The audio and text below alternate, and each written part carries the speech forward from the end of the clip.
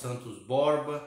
Nós vemos aqui também online o Luiz Miller, né, meu amigo lá de Concórdia, Chapecó, lá a Eliane Almeida, Maria Célia Fossa, o Jason Merquiades, meu cunhado, que está lá em Fortaleza descansando, a Jaqueline Tamura, glória a Deus por isso, meu amigo de Emerson Castilho, pastor Roberto Machado de Oliveira, que legal estar aqui conosco, a Magda Silene, a Cida Vieira, minha esposa amada Sofia, Bruninha Savioli também, a Jaqueline Zanfrilli também, glória a Deus, o Bruno Lopes, né? Todos vocês, a Bianca Matos, a Carla Trovo, a Neide, a Isabel Sanches Brito, a Gabriela Prado, todos vocês, queridos, sejam muito bem-vindos. Ajude o pastor Giovanni a alcançar mais vidas aqui. Então eu te convido, pegue o link que tem aqui, compartilhe com outras pessoas.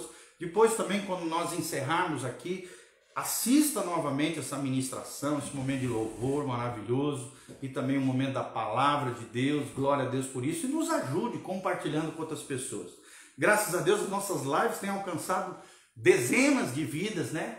A última live que nós fizemos ontem deu 300 e poucas visualizações e a gente fica muito feliz de ver quão gracioso Deus tem sido através das nossas vidas. Um abração também para o meu amigo Rodrigo Estrucho, querido, a paz, meu querido, a Neuci Sardanha, todos vocês amados, vocês moram no nosso coração, como é maravilhoso estar na presença do nosso Deus. E o texto de hoje é uma continuação do estudo de ontem, onde nós estamos falando sobre a importância da palavra de Deus. O título hoje é O Poder da Palavra de Deus, o poder da palavra de Deus. E nós estamos baseados, abra a Bíblia aí comigo, você que tem a Bíblia Sagrada, né? Aí próximo de você, senão vai correndo ali no seu armário, pegue ela, a Bíblia Sagrada, em 2 Timóteo 3,16. 2 Timóteo 3,16, a Bíblia Sagrada nos diz o seguinte: toda a Escritura é inspirada por Deus e útil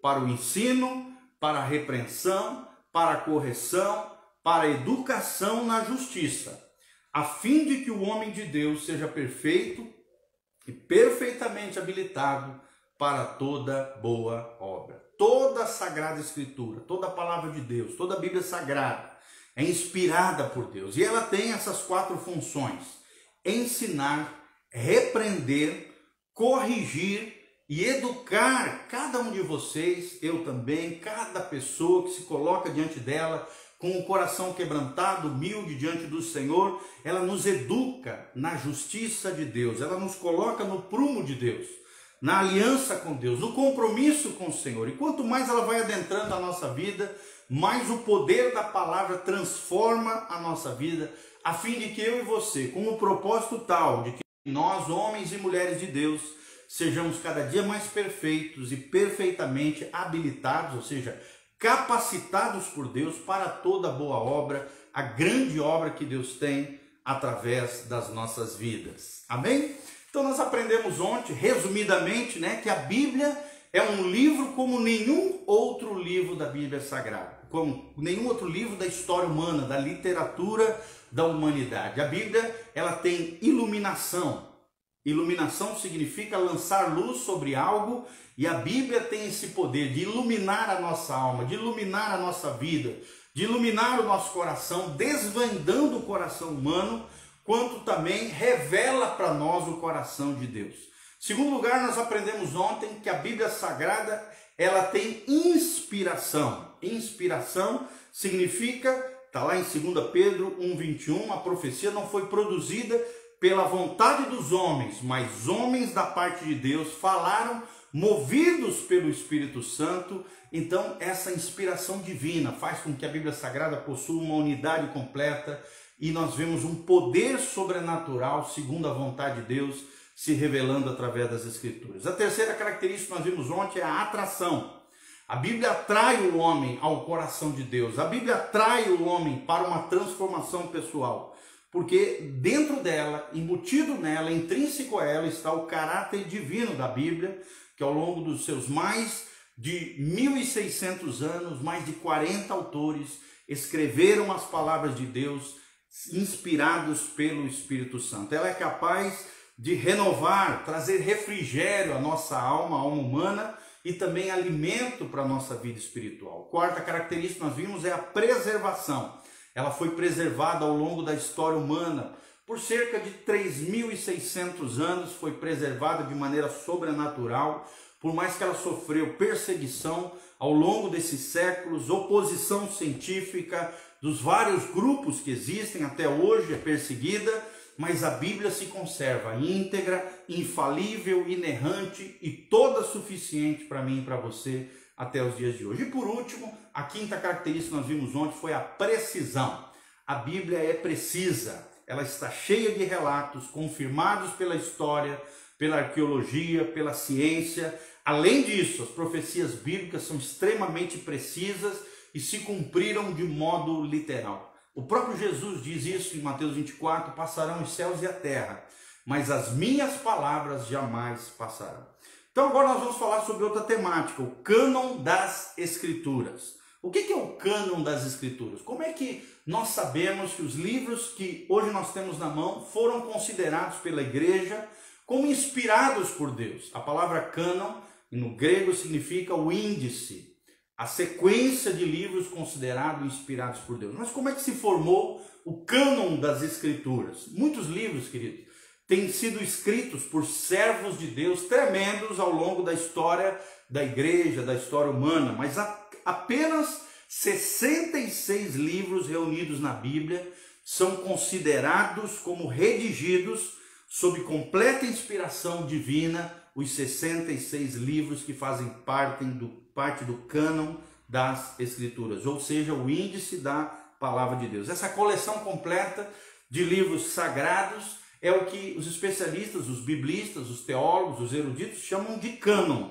uma palavra grega que vem de origem como vara de medir, tem a ver com medida, com índice, e tem o sentido de servir como uma norma, uma regra com relação aos livros considerados inspirados por Deus. A Bíblia é a nossa regra de fé e regra de prática cristã. Por isso nós precisamos viver pela fé e praticar a palavra de Deus. Como é que foi formado o cânon do Antigo Testamento? O cânon do Antigo Testamento, ou a medida, a regra, o índice do Antigo Testamento.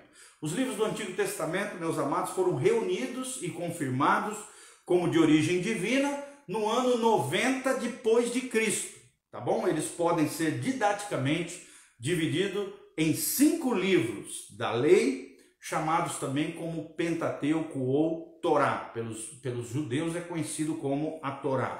Os 5 primeiros livros da lei mosaica, né, os escritos de Moisés, Êxodo, Gênesis, Êxodo, Levítico, Números e Deuteronômio. Depois vem os 12 livros históricos, 12 livros que contam e relatam as histórias do povo de Israel. Josué, Juízes, Ruth, 1 e 2 Samuel, 1 e 2 Reis, 1 e 2 Crônicas, as crônicas dos reis de Israel, o livro de Esdras, Neemias e Esther. Depois nós vemos 5 livros poéticos, livros que têm poesia, cânticos, palavras lindíssimas, o livro de Jó, o livro de Salmos, o livro de Provérbios, o livro de Eclesiastes e o livro de Cantares de Salomão. E logo em seguida, depois dos 5 poéticos, vem os 17 livros proféticos, que são divididos em profetas maiores, Isaías, Jeremias, Lamentações, Ezequiel e Daniel, e os profetas menores, não menores aqui com relação à importância, mas sim porque ocupam na Bíblia Sagrada um volume menor. Tem menor número de versículos, de páginas, por isso são chamados de profetas menores. Oséias, Joel, Amós, Obadias, Jonas, Miqueias, Naum, Abacuque, Sofonias, Ageu, Zacarias e o último dos livros do Antigo Testamento, o livro de Malaquias. Louvado seja o nome do Senhor. Esse é o cânon, considerado o índice de livros inspirados por Deus do Antigo Testamento. São os mesmos livros considerados pelos judeus como inspirados por Deus, é o que nós, cristãos, protestantes, consideramos também livros inspirados por Deus. O segundo grupo são os livros apócrifos. Livros apócrifos, a Bíblia usada pela Igreja Católica, por exemplo, a Igreja Católica Romana, ela traz 7 livros a mais do que os protestantes. Eles são considerados pelos católicos, né, como apócrifos.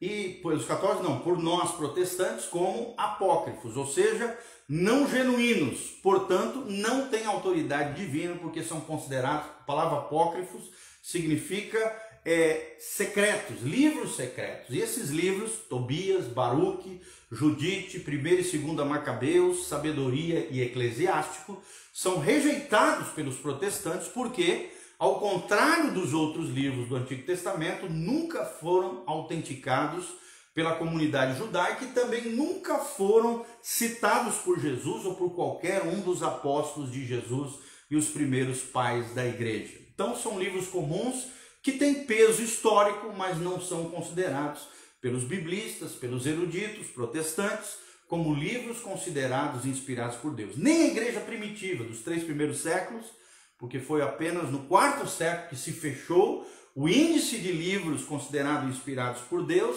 pela igreja primitiva. Até o 4º século também não existe menção nenhuma com relação a esses livros apócrifos, sim, simbolizando e significando secreto. Somente os católicos consideram esses 7 livros secretos, apócrifos, inspirados por Deus, o que nós protestantes rechaçamos, ok? Terceiro lugar, querido, o cânon do Novo Testamento. O Novo Testamento tem 27 livros, classificados em 4 grupos. Primeiro dos grupos são os 4 evangelhos, Mateus, Marcos, Lucas e João. Depois vem um livro histórico, o livro de Atos, Atos dos Apóstolos, Atos do Espírito Santo, que apresenta os relatos, o que aconteceu nos primórdios da igreja primitiva, os Atos dos Apóstolos, os Atos da igreja primitiva. Depois vem logo em seguida 21 epístolas, que são cartas pastorais, Romanos, 1ª e 2ª Coríntios, Gálatas, Efésios, Filipenses, Colossenses, 1ª e 2ª Tessalonicenses, Hebreus, 1ª e 2ª Timóteo, Tito, Filemão, Tiago, 1ª e 2ª Pedro, 1ª e 2ª, 3ª João e a Epístola de Judas. O que são epístolas? São cartas pastorais de apóstolos ou de auxiliares dos apóstolos que escreveram essas cartas para auxiliar a igreja, os primeiros cristãos na sua fé e também alertá-los, ajudá-los com relação às problemáticas e necessidades da igreja cristã. Por isso, epístolas, são 21 epístolas, um livro histórico, o livro de Atos e 4 evangelhos. E por último vem o último livro da Bíblia, um livro profético. Que livro é esse? O livro de Apocalipse. Apocalipse significa revelação, né? Tanto é que em inglês a palavra é revelation. Revelation significa revelação de Deus aos homens. Todos esses livros foram escritos na geração apostólica, ou seja, até o ano 96 depois de Cristo. O último livro a ser escrito foi o próprio livro de Apocalipse, escrito por João na ilha de Patmos, aproximadamente no ano 96 depois de Cristo. Então foram escritos nessa geração, primeira geração apostólica, e foram confirmados pelos chamados pais da igreja, também conhecidos como patriarcas, ok? Mas será que a palavra de Deus tem poder? Será que Deus tem operado com poder na sua vida? Então agora, além do cânon das escrituras, nós vamos falar sobre o poder da palavra de Deus. Querido, a palavra de Deus é eterna. Como eu falei, Mateus 24, 35, passarão os céus e a terra, porém as palavras de Jesus, as palavras de Deus, a Bíblia Sagrada, jamais passará. Ela é atemporal. Ela não se adapta aos tempos, não, ela está acima do cronos humano, do tempo humano, e ela serve para todos os tempos, todas as eras. Ela está além do tempo, para além do tempo dos homens. Ela tem poder em si mesma, porque a palavra de Deus é viva e eficaz. Diz Hebreus 4,12, a palavra de Deus é viva e eficaz, ela é mais cortante do que qualquer espada de 2 gumes, ela penetra até o ponto de dividir a alma e o espírito, juntas e medulas, e é apta para discernir os pensamentos e os propósitos do coração do homem. Hebreus 4,12. Esse texto usa 3 termos importantes aqui para descrever. Primeiro, a Bíblia Sagrada tem a vida de Deus. E João, capítulo 6, 63, fala sobre isso. Segundo lugar, a Bíblia Sagrada é eficaz, ou seja, ela funciona. Se você aplicar na sua vida, você vai ver que ela realmente funciona. E no grego, o termo eficaz é energes, que significa operante, dinâmica, cheia de energia. E também a palavra de Deus é cortante. No grego, makaira, significa que ela é cortante como um bisturi de um cirurgião, é capaz de separar alma e espírito, pensamentos e intenções do nosso coração. Só ela tem esse poder, só ela é capaz. Mas aí, o que tem o poder da palavra de Deus com relação à minha vida, querido? Em primeiro lugar, a Bíblia Sagrada é o segredo do sucesso. Se você quer ter sucesso como homem de Deus, mulher de Deus, como cristão, só tem um jeito.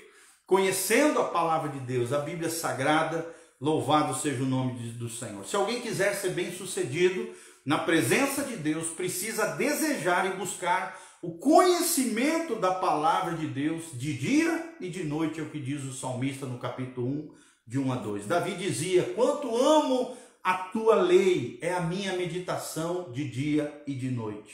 No Salmo 119, versículo 97, a Bíblia diz que é lâmpada para os meus pés, a Bíblia Sagrada, os mandamentos do Senhor, e luz para o meu caminho, diz no Salmo 119, 105 também. A vontade e os pensamentos do Senhor estão entesourados nas Escrituras para mim e para você. Se você quer conhecer os tesouros de Deus, mergulhe na palavra de Deus diariamente. Ela é a fonte de toda a direção, de toda a revelação espiritual, de tudo aquilo que precisamos, meu amado. O segredo do sucesso é a palavra de Deus. Primeiro destaque que nós damos aqui. O segundo princípio que nós aprendemos aqui é que a palavra de Deus é fonte de intimidade e fé. Você quer ter intimidade com Deus, você quer ter comunhão com Deus, você quer crescer e florescer na sua fé, só tem um jeito: leia a Bíblia, medite debaixo da inspiração do Espírito Santo. Por isso que é importante nós orarmos antes de lermos a Bíblia. Ler a Bíblia é uma maravilhosa maneira de conhecer Deus, de sermos edificados como pessoa. Paulo já dizia: fé vem pelo ouvir e ouvir a palavra de Deus, em Romanos 10, 17. O que o apóstolo está querendo dizer é que a fé é acrescentada, ela é edificada quando nós ouvimos a Deus e ouvimos a palavra do nosso Deus. Ou seja, quanto mais nós meditamos e estudamos as Escrituras Sagradas, mais os nossos sentidos espirituais são aguçados para receber a revelação do coração de Deus e, consequentemente, mais fé angariamos diante de Deus e diante dos homens. Você quer crescer na fé? Só tem um jeito: abra a sua Bíblia, mergulhe na palavra de Deus, porque a fé vem pelo ouvir e ouvir a palavra de Deus. Romanos 10, 17. Terceiro princípio que nós aprendemos sobre o poder da palavra de Deus: a palavra de Deus é uma exigência para um obreiro aprovado. Você quer ser um obreiro aprovado, quer ser um soldado de Cristo, quer ser um missionário do Senhor, alguém que realmente vai realizar o chamado de Deus, o propósito de Deus para a sua vida? Só tem um jeito: lendo a Bíblia, conhecendo a palavra de Deus, porque ela é exigência para um obreiro aprovado. Paulo diz: falou a Timóteo, procura apresentar-te como obreiro que não tem do que se envergonhar, que maneja bem a palavra da verdade. Paulo fala isso em 2 Timóteo 2,15. Assim Paulo, aqui o apóstolo Paulo, está instruindo seu filho na fé, Timóteo, em relação ao seu ministério. Se você quer ter um ministério, se você quer exercer um chamado, se você quer cumprir o propósito de Deus na sua vida, só tem um jeito: conhecendo a palavra de Deus. E ele deveria ser aprovado, ou seja, Timóteo, por Deus, e para isso teria que manejar bem a palavra de Deus. Uma pergunta para você, querido: você conhece a palavra de Deus? Quando alguém pergunta algo sobre a palavra de Deus, você sabe responder a boa palavra, palavra temperada, no tempo, correta, cheio da sua boca? O que tem saído da sua boca? Só malícia, besteira, murmuração, reclamação, fofoca, falando mal dos outros? Ou realmente da tua boca tem saído a palavra de Deus? E a boca fala do que o coração está cheio. Então, precisamos estudar a palavra de Deus, estudar de forma sistemática, estudar de forma diligente. O bom obreiro é alguém que se dedica com intensidade, com intenção na meditação bíblica e busca conhecer profundamente a palavra de Deus e a doutrina cristã. Está lá em Colossenses 3,16, isso que eu acabei de falar para vocês. Aqueles que desprezam este princípio bíblico se tornam negligentes diante de Deus e acabam caindo em vergonha, desonra e no final às vezes até acabam sendo rejeitados por Deus, reprovados. Se queremos ser obreiros aprovados, precisamos conhecer a palavra de Deus. E por último, o quarto princípio, nós queremos te ensinar hoje, é a palavra de Deus, a palavra de poder, é a grande ferramenta de trabalho do cristão. Se você é um líder de célula, né, se você tem algum ministério na casa de Deus, se você quer ser influente no seu ambiente de trabalho, na sua escola, você precisa manusear a palavra de Deus como seu principal instrumento de trabalho.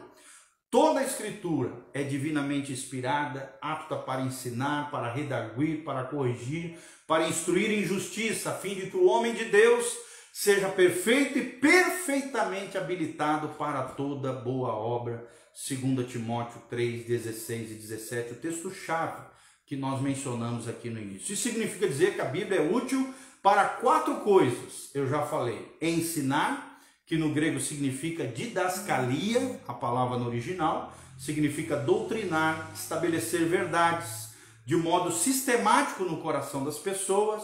A segunda palavra é redarguir, ou exortar, que no grego significa elegikos, que quer dizer repreender, convencer alguém do erro que ele está fazendo.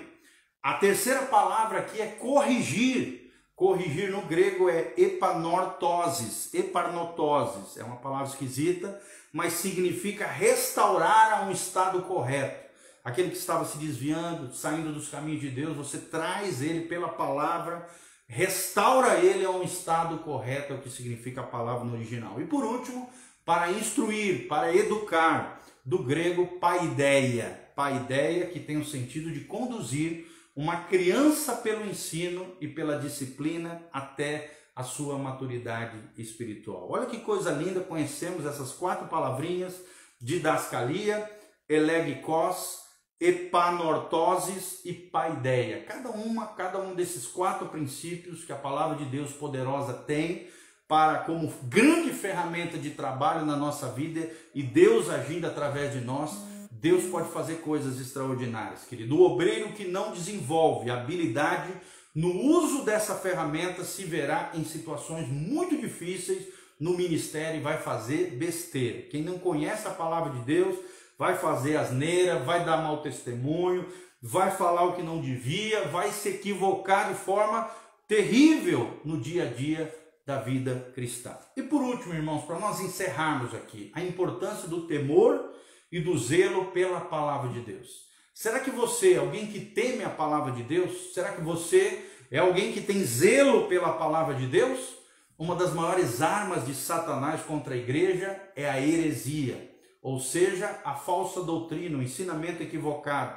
É o que Paulo fala em Efésios 4,14, 1 Timóteo 6,3 e 2 Timóteo 4,3-4. Então devemos nos precaver contra isso. E ninguém pode acrescentar ou subtrair nada da palavra de Deus. É o que diz Apocalipse 22, 18-19. Tanto é que nesse trecho fala que se nós acrescentarmos à palavra algo que a palavra não diz, nós seremos malditos e todas as desgraças contidas na Bíblia, as maldições virão sobre nós. Então existe maldição para aqueles que usarem devidamente a palavra de Deus, ensinando heresias ou falsas doutrinas. Qualquer ensinamento, preste atenção, que contradiga o que está escrito na palavra de Deus deve ser rejeitado por você, deve ser rejeitado por nós. É o que Paulo diz em Gálatas 1, 8 e 9. Até se um anjo de luz, Satanás, travestido de um anjo de luz, aparecer contra nós e pregar um evangelho diferente do evangelho de Cristo revelado nas Escrituras, diga não, considere anátema, que significa maldito. Por quê? Porque é heresia e equívoco. Então é necessário ter cuidado com as interpretações que damos àquilo que lemos. 2 Pedro 1,20 fala sobre isso. A Bíblia tem uma unidade e todo assunto precisa ser analisado dentro do seu contexto histórico, gramatical e exegético, à luz de toda a palavra de Deus. Ao mesmo tempo que ela é simples, a palavra de Deus, ela também tem as suas nuances, os seus segredinhos, as situações que nós precisamos nos aprofundar para que realmente possamos ter uma leitura correta, uma aplicação correta e uma interpretação correta da palavra de Deus. Não podemos distorcer nem manipular aquilo que está escrito, segundo os nossos próprios interesses. Não. O que importa não é a nossa vontade, mas sim a vontade de Deus. Louvado seja o nome do Senhor. Será que você é alguém que ama a palavra? Será que você tem temor e zelo pela palavra de Deus? Esse é o desafio para nós nessa noite. Compartilhe esse vídeo com outras pessoas, sabe? Deixe seus comentários, qualquer pedido de oração, deixe aí nos comentários do Facebook, do YouTube. Nós vamos estar orando por você, abençoando a tua vida e com a graça de Deus estaremos fazendo a obra do Senhor cada dia mais. Deixa eu deixar um convite para você nesse domingo, né, pela manhã, às 10 horas da manhã, na Igreja Casa na Rocha. O endereço está lá no nosso site, pastorgiovani.com, que é a Avenida Portugal, passando ali o Reguigá, um pouquinho mais para frente, tem a Riscorama à direita e à esquerda o Depósito Arrudão. Logo em seguida, um pouquinho para frente, de esquina, tem uma igreja onde a gente está se reunindo, a Igreja Casa na Rocha, aqui em Umuarama, Avenida Portugal, esquina com o Parque Gávea. Nós estamos ali na Igreja Casa na Rocha, na verdade o templo ali é da Igreja Templo de Louvor, que cedeu para nós, nos reunimos ali. Pastor Giovani, às 10 horas da manhã, vai estar pregando sobre o arrebatamento da igreja.